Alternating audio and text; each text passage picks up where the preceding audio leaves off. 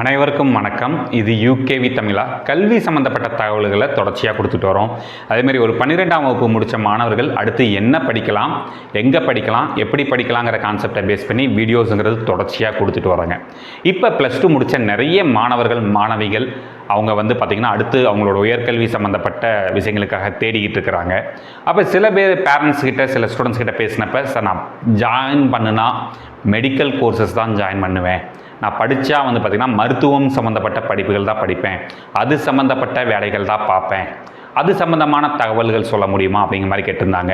So மருத்துவம் சம்மந்தப்பட்ட படிப்புகள்னால் உங்கள் பேருக்கு முன்னாடி டாக்டருங்கிற ஒரு டைட்டில் போடணும்னா நீட் எக்ஸாம்னு எழுதணும். நீட் எக்ஸாம் எழுதுனா என்ன மாதிரியான படிப்புகள்லாம் படிக்க முடியும் மற்றும் நீட் எக்ஸாம் வச்சு என்ன மாதிரியான கோர்சஸ்லாம் ஜாயின் பண்ண முடியும்னு ஏற்கனவே ஒரு வீடியோ போட்டிருந்தோம்.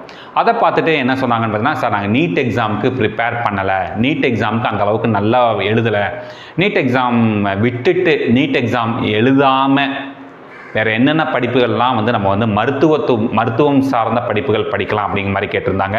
அவங்களுக்கான ஒரு விளக்கமாக தான் இந்த வீடியோங்கிறது இருக்க போகுது. ஸோ முழுமையான தகவல்கள் வேணுங்கிறவங்க இந்த வீடியோவை ஸ்கிப் பண்ணாமல் பாருங்கள். இப்போ நீங்களோ, அதாவது தேர்வு எழுதின மாணவர்களோ இல்லை உங்கள் பெற்றோர்களோ, உங்கள் குழந்தைங்க மருத்துவத்துறையில் தான் சேரணும், ஆனால் நான் நீட் எக்ஸாம்லாம் ப்ரிப்பேர் பண்ணல, நான் டாக்டர் படிக்கிற அளவுக்குலாம் இன்னும் அந்த அளவுக்கு கேப்பபிலிட்டி வளர்த்துக்கல, அப்போ வேறு என்ன வாய்ப்புகள் இருக்குது மருத்துவத்துறையில் அப்படின்னு பார்த்தீங்கன்னா, இந்த படிப்பை பற்றி சொல்லணும்னா இது துணை மருத்துவ படிப்புகள்னு சொல்லுவாங்க. இதே இங்கிலீஷில் இந்த கோர்சஸோட பேர் பேராமெடிக்கல் கோர்சஸ்னு சொல்லுவாங்க. கூடுதலாக அலைடு ஹெல்த் சயின்சஸ் அப்படின்னு நம்மளுக்கு சொல்லுவாங்க. ஸோ ஓகே, அப்போ துணை மருத்துவ படிப்புகள்னு சொல்கிறப்ப எல்லாத்தோட மனசுலையும் ஓடுற ஒரு விஷயம் என்னென்னு பார்த்தீங்கன்னா, பெரும்பாலும் எல்லாருமே துணை மருத்துவ படிப்புகள், அதாவது ஒரு பேராமெடிக்கல் கோர்சஸ் அப்படின்னாலே நம்ம எல்லாருமே யோசிக்கிறது பார்த்தீங்கன்னா பிஎஸ்சி நர்சிங். அப்போ பிஎஸ்சி நர்சிங் மட்டும்தான் துணை மருத்துவ படிப்புகளான்னு கேட்டால் கிடையாதுங்க. மொத்தம் தமிழ்நாடு அரசு சார்பாக நடத்தக்கூடிய அரசு மருத்துவக் கல்லூரிகளில் மொத்தம் 19 வகையான துணை மருத்துவ படிப்புகள்ங்கிறது கொடுத்துக்கிட்டு வர்றாங்க. இந்த 19 வகையான படிப்புகளை படிக்கிறதுக்கும் ஒரே க்ரைட்டீரியா தான், ஒரே எலிஜிபிலிட்டி க்ரைட்டீரியா தான், ப்ளஸ் ஒரே ஃபீஸ் ஸ்ட்ரக்சர் தாங்க. ஸோ அப்போ இந்த 19 வகையான படிப்புகளை படித்தாலுமே தாராளமாக நீங்கள் மருத்துவத்துறையில் நுழைய முடியும். அப்போ என்னென்ன படிப்புகள்லாம் இருக்குது சார் அப்படின்னு பார்த்தீங்கன்னா, நம்ம ஃபஸ்ட்டு விஷயம் எல்லார் மனசுலையும் ஓடுற ஒரு விஷயம் என்னென்னு பார்த்தீங்கன்னா பிஎஸ்சி நர்சிங். பிஎஸ்சி நர்சிங்கிற படிப்பு மட்டும்தான் நம்ம எல்லாருக்குமே தெரிஞ்சிருக்குங்க காமனாகவே. அப்போ பிஎஸ்சி நர்சிங் மட்டுமே மருத்துவ படிப்புகள் கிடையாது, அதை தாண்டின சில விஷயங்கள் இருக்குது. இந்த 19 வகையான படிப்புகளும் என்னென்ன இருக்குங்கிற தகவல் மட்டும் உங்களுக்கு சொல்லிடுறேன், சரிங்களா? BSc nursing first course. ரெண்டாவது course BPharm, bachelor of pharmacy அப்படின்னு சொல்லுவாங்க. மருந்துகள் தயாரிக்கிற மற்றும் மருந்துகளை விற்பனை பண்ணுற படிப்புகள். மூணாவது பேச்சுலர் ஆஃப் ஃபிசியோதெரபி, பிபிடி அப்படின்னு சொல்லுவாங்க. கிட்டத்தட்ட டாக்டருக்கு இணையான ஒரு படிப்பு. பட் இன்னும் அவங்க இந்த படிப்பு படித்தா இன்னும் அவங்க பேருக்கு முன்னாடி டாக்டர்னு மட்டும் போட்டுக்கல. மற்றபடி ஒரு ஃபிசியோ மூலமாக, அதாவது ஒரு எக்ஸசைஸ் மூலமாக ஒரு நோயை அவங்க என்ன பண்ணுறாங்கன்னு பார்த்தீங்கன்னா கட்டுப்படுத்துகிறாங்க, நோயை குணமாக்குறாங்க. அது சம்மந்தப்பட்ட படிப்பு பிபிடின்னு சொல்லுவாங்க. நாலாவது பிஏஎஸ்எல்பின்னு சொல்லுவாங்க, அதாவது செவித்திறன் குறைபாடுகள் கொண்ட குழந்தைகளுக்கு சிறப்பு பயிற்சி அளிக்கக்கூடிய படிப்பு தான் பிஏஎஸ்எல்பின்னு சொல்லுவாங்க.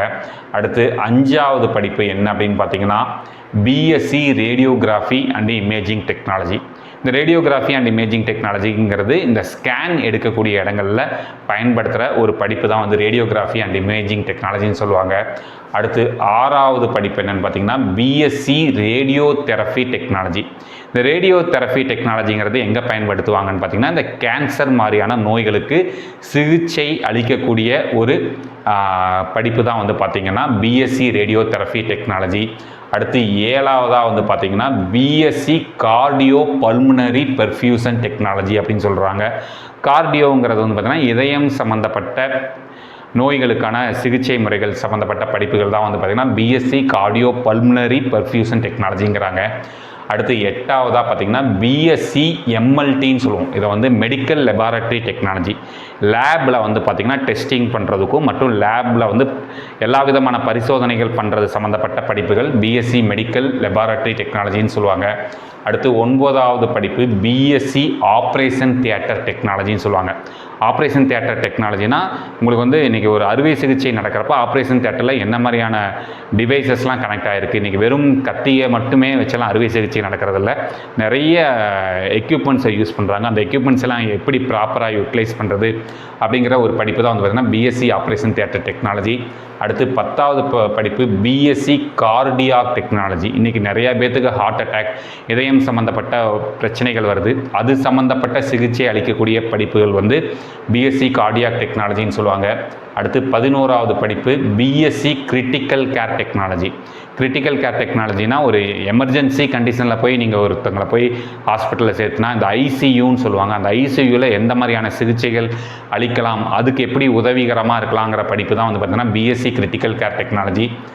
அடுத்து 12வது வகையான படிப்பு என்ன பார்த்தீங்கன்னா பிஎஸ்சி டயாலிசிஸ் டெக்னாலஜி. ரத்தத்தை சுத்திகரிப்பு பண்ணக்கூடிய ஒரு ப்ராசஸ் தான் டயாலிசிஸ்ன்னு சொல்லுவாங்க. ஸோ அது சம்மந்தப்பட்ட பாடப்பிரிவுகள் தான் வந்து பார்த்திங்கன்னா பிஎஸ்சி டயாலிசிஸ் டெக்னாலஜின்னு சொல்லுவாங்க. அடுத்து 13வது படிப்பு பிஎஸ்சி ஃபிசிஷியன் அசிஸ்டன்ட்னு சொல்லுவாங்க.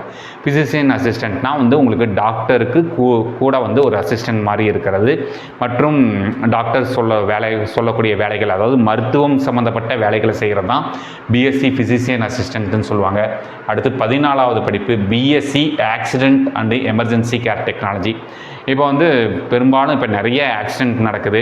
இப்போ டக்குன்னு அவங்கள எமர்ஜென்சி கேர் கொண்டு வர்றாங்கன்னா அவங்களுக்கு அந்த நேரத்தில் என்ன மாதிரியான முதல் உதவி கொடுக்கணும், ஒரு ஆக்சிடென்ட்டான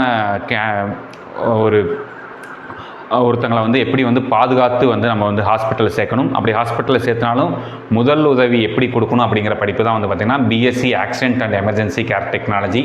அடுத்து 15வது படிப்பு வந்து பார்த்திங்கன்னா பிஎஸ்சி ரெஸ்பிரேட்டரி தெரப்பி. ரெஸ்பிரேட்டரி தெரப்பினா சுவாச கோளாறுகள் சம்மந்தப்பட்ட விஷயங்களை பற்றின படிப்பு தான் வந்து பிஎஸ்சி ரெஸ்பிரேட்டரி தெரப்பி அப்படின்னு சொல்லுவாங்க. அடுத்து 16வது படிப்பு ஆப்டோமெட்ரி. ஆப்டோமெட்ரினா பேச்சுலர் ஆஃப் ஆப்டோமெட்ரி. கண் சம்மந்தப்பட்ட படிப்புகள் தான் வந்து பார்த்திங்கன்னா பேச்சுலர் ஆஃப் ஆப்டோமெட்ரின்னு சொல்லுவாங்க. அடுத்து BOT bachelor of occupational therapy. அடுத்து பார்த்திங்கன்னா பிஎஸ்சி நியூரோ எலக்ட்ரோ ஃபிசியாலஜி. அடுத்து பிஎஸ்சி கிளினிக்கல் நியூட்ரிஷன். ஸோ இந்த 19 வகையான படிப்புகளையும் தான் நம்ம வந்து என்ன சொல்கிறோம் அப்படின்னு பார்த்திங்கன்னா துணை மருத்துவ படிப்புகள்னு சொல்லுவோம். எல்லாருமே நம்ம நினச்சிட்ருக்கோம் வெறும் பிஎஸ்சி நர்சிங், வெறும் பிஃபார்ம் மட்டுமே துணை மருத்துவ படிப்புகள் கிடையாது. இத்தனை படிப்புகளுமே உங்களுக்கு வந்து பார்த்திங்கன்னா அரசு மருத்துவக் கல்லூரிகளில் இருக்குதுங்க. நான் ப்ரைவேட் காலேஜஸை பற்றியே பேசவில்லை. இத்தனை கோர்சஸுமே கவர்மெண்ட் மெடிக்கல் காலேஜஸில் இருக்குது. இந்த கவர்மெண்ட் மெடிக்கல் காலேஜஸில் படிக்கிறது மூலமாக நீங்கள் வந்து குறைவான கல்வி கட்டணத்தில் படிக்க முடியும். ரெண்டாவது விஷயம் வந்து பார்த்திங்கன்னா இந்த கோர்சஸ் படித்து முடித்து நீங்கள் தனியார்லேயும் வேலைக்கு போகலாம், ப்ளஸ் கவர்மெண்ட்லேயும் வேலைக்கு போகலாம். வாழ்க்கையில் வந்து உலகத்தில் கடைசி மனுஷங்க இருக்கிற வரைக்கும் வந்து பார்த்திங்கன்னா அவங்க எப்படி பார்த்தாலும் ஏதாவது ஒரு நோயோடு இருப்பாங்க. அப்போ கடைசி வரைக்குமே மருத்துவத்துறையோட சேவைங்கிறது நம்மளுக்கு தேவைப்பட்டுக்கிட்டே இருக்கும். மற்ற எந்த துறையில் போனாலுமே ஒரு டைம் வந்து அது டிமாண்ட் இருக்கும், டிமாண்ட் இல்லாமல் போகும். பட் மருத்துவத்துறையை மட்டும் நீங்கள் அப்படி சொல்லவே முடியாது. என்றைக்குமே வந்து நீங்கள் ஒரு துணை மருத்துவம் சம்மந்தப்பட்ட படிப்புகளை படிச்சிட்டிங்கன்னா உங்கள் வாழ்க்கையோட கடைசி நாள் வரைக்கும் இந்த படிப்புங்கிறது உங்களை வந்து காப்பாற்றும். ஸோ யாரெல்லாம் வந்து மருத்துவம் சம்மந்தப்பட்ட படிப்புகள் படிக்கணும்னு நினைக்கிறீங்களோ இத்தனை சாய்ஸஸ் இருக்குது, இத்தனையுமே ப்ராப்பராக யூட்டிலைஸ் பண்ணிக்கோங்க. இது மாதிரி கண்டினியூஸாக உங்களுக்கு பல்வேறு வகையான படிப்புகள், பல்வேறு வகையான கவுன்சிலிங் மற்றும் கட் ஆஃப் சம்மந்தப்பட்ட தகவல்கள் வேணுங்கிறவங்க யூகேவி தமிழா அப்படிங்கிற இந்த யூடியூப் சேனலை சப்ஸ்கிரைப் பண்ணிக்கோங்க. மற்றும் இந்த வீடியோ உபயோகமாக இருக்குது நீங்கள் ஃபீல் பண்ணிங்கன்னா உங்களுக்கு தெரிஞ்ச பெற்றோர்கள் மற்றும் மாணவர்களுக்கு இந்த வீடியோவை ஷேர் பண்ணுங்கள். மிகவும் நன்றி.